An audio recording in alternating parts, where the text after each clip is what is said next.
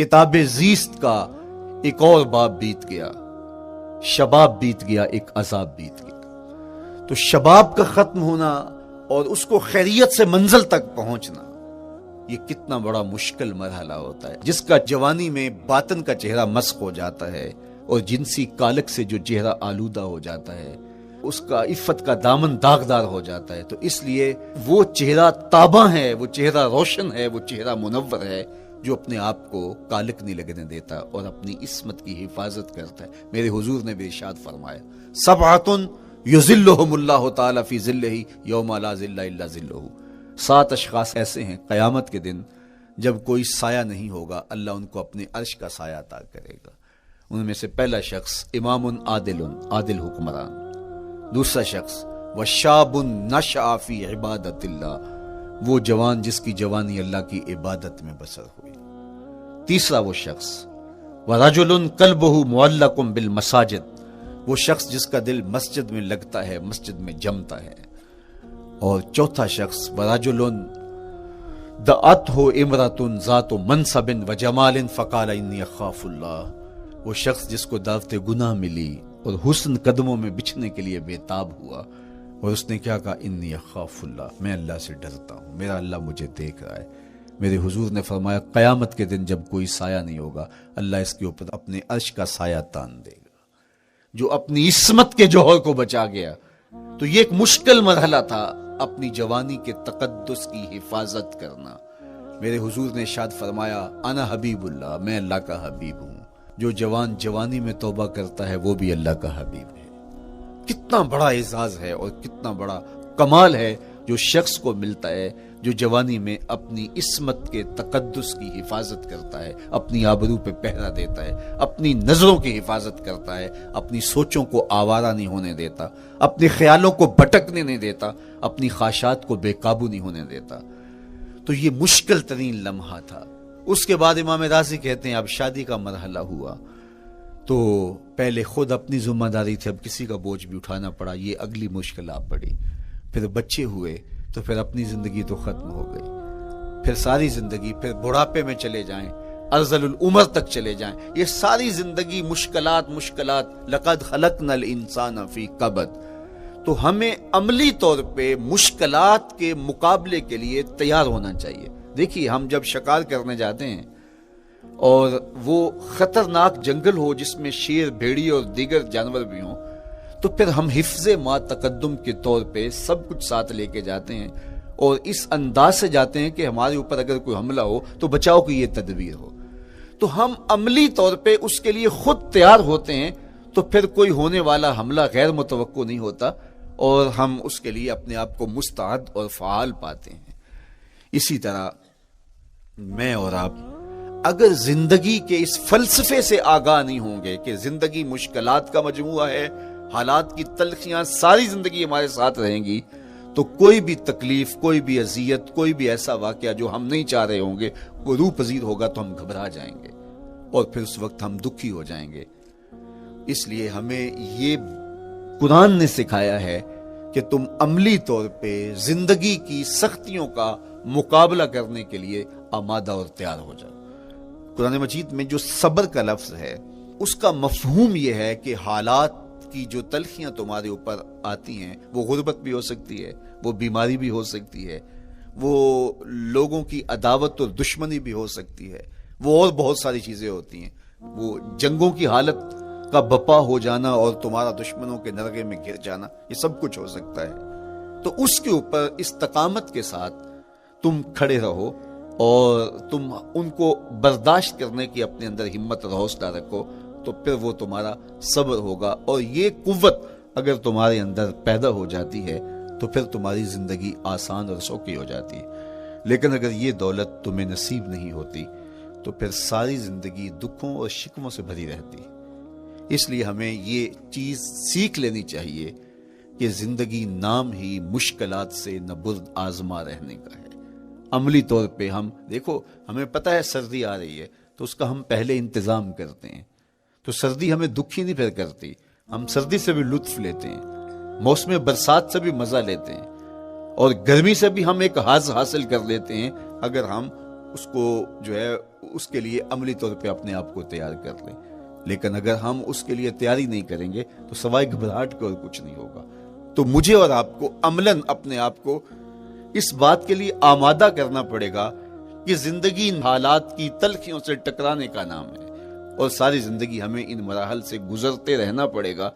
اور قرآن نے جو ہے وہ 3 قسمیں کر کے، اور 3 قسمیں بھی شہر مکہ کی اور محبوب کریم کے پاکیزہ وجود اور جناب ابراہیم علیہ السلام کی، تاکہ تمہیں پتہ چلے جب ان کو بھی ان مراحل سے گزرنا پڑا میں اور آپ کیا بیچتے ہیں.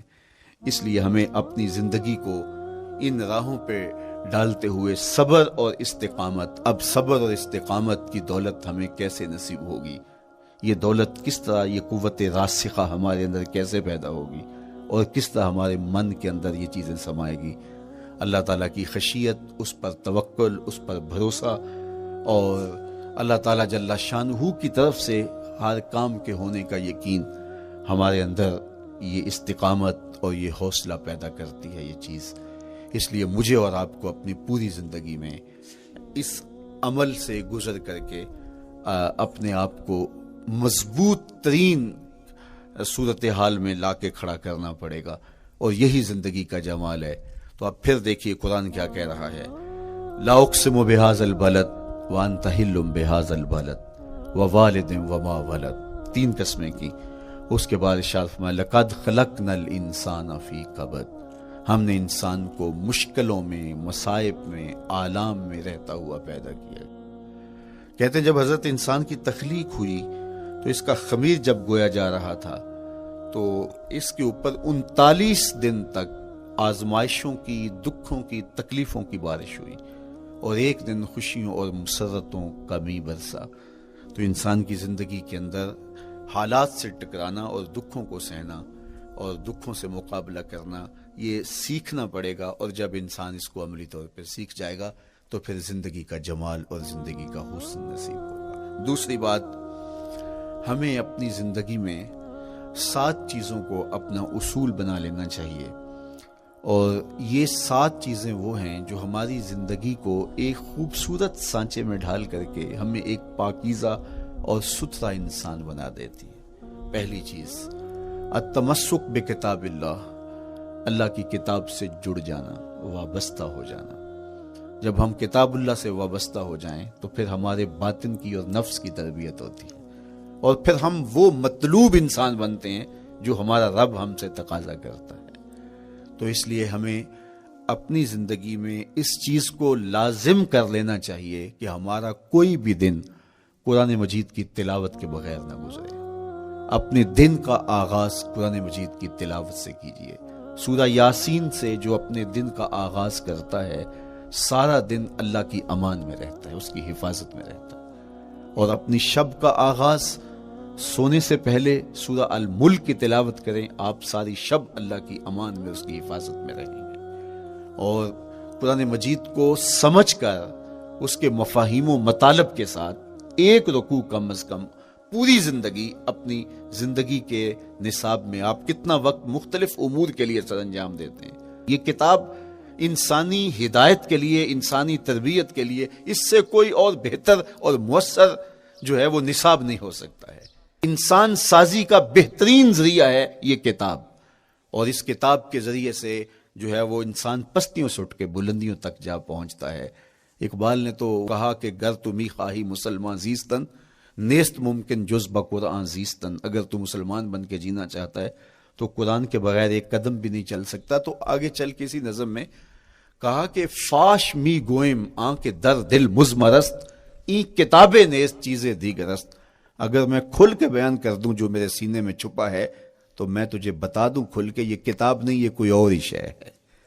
کن لوگوں کو کہاں سے اٹھایا اور یہ کتاب کہاں تک لے گئی، جو باہمی جنگ و جدل میں الجھے ہوئے تھے اور حرف شناس بھی نہیں تھے، جو سواد آشنا بھی نہیں تھے، پھر انہوں نے جو ہے وہ روما کی سلطنت بھی الٹ کے رکھ دی. یہ کرشمہ تھا اس کتاب کا جس نے زندگی کا جمال ان کی روحوں کے اندر پیدا کر دیا. تو میں اور آپ اپنی زندگی میں قرآن مجید سے کبھی بھی دور نہ ہوں. روزانہ کی بنیاد پہ آپ تلاوت کلام مجید اپنی زندگی میں شامل رکھیں. انشاءاللہ اس کے اجالے دنیا میں اور آخرت میں آپ اپنی آنکھوں سے مشاہدہ کریں گے۔ حضرت امام احمد بن حنبل فرماتے ہیں میں نے رب سے کہا کہ مجھے اپنا قرب عطا کر، آواز آئی میرا قرب چاہتے ہو تو قرآن پڑھا کرو۔ یہ رب کی قربت کی بھی ضمانت ہے اور ضبط نفس اور باطن کی تربیت کا بھی ذریعہ ہے۔ اچھا، دوسری بات، والاقتداء بسنت رسول اللہ صلی اللہ علیہ وآلہ وسلم، ہمارے لیے بہترین نمونہ ہمارے حضور علیہ الصلوۃ والسلام کی زندگی ہے، حضور کے دیا ہوا نظام حیات ہے جس پر حضور نے خود عمل کر کے دکھایا۔ میرا عشق رسول، میری محبت رسول اس بات کا تقاضا کرتی ہے کہ میں ان کے طریقہ حیات کے مطابق اپنی زندگی گزاروں۔ اسلام دعوے کی بات نہیں کرتا، دلیل ہم سے مانگتا ہے۔